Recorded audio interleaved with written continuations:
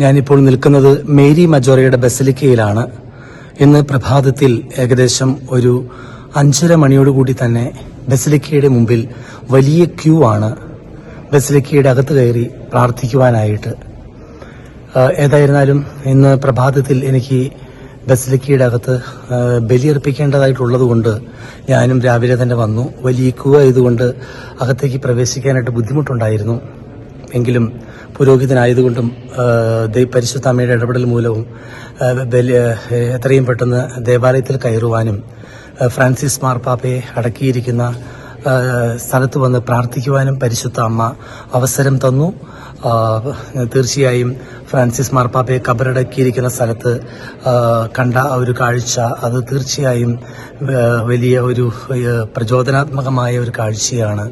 Pop എന്ന പേരില്ലാതെ മറ്റ് അഡ്ജക്റ്റീവ്സും അഡ്വർബുകളും ഒന്നുമില്ലാതെ ഒരു ആ നാമത്തിന്റെ മുമ്പിൽ ആ നാമം മാത്രം എഴുതി വെച്ചിരിക്കുന്നു, ഫ്രാൻചെസ്കോ അല്ലെങ്കിൽ ഫ്രാൻസിസ് എന്ന് മാത്രം.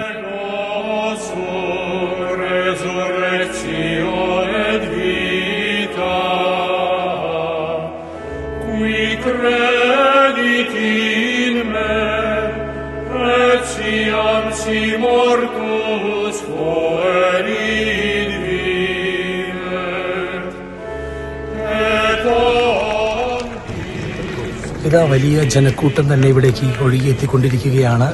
ഒരുപാട് ജേർണലിസ്റ്റും അതോടൊപ്പം തന്നെ സാധാരണ മനുഷ്യരും ഫ്രാൻസിസ് മാർപ്പാപ്പയെ കാണുവാൻ വേണ്ടി ഇവിടെ തടിച്ചുകൂടിയിരിക്കുകയാണ്.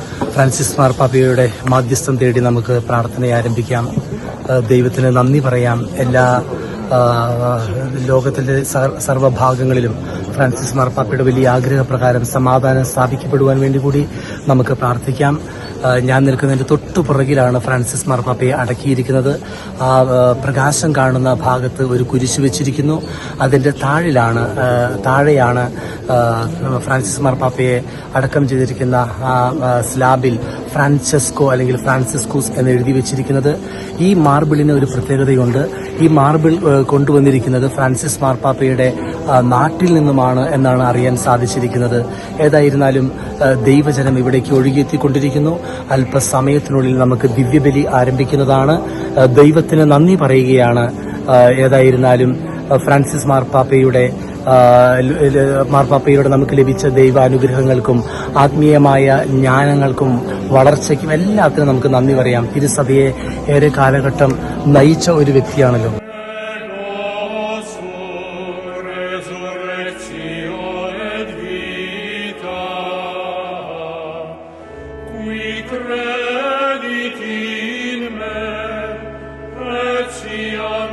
Mortus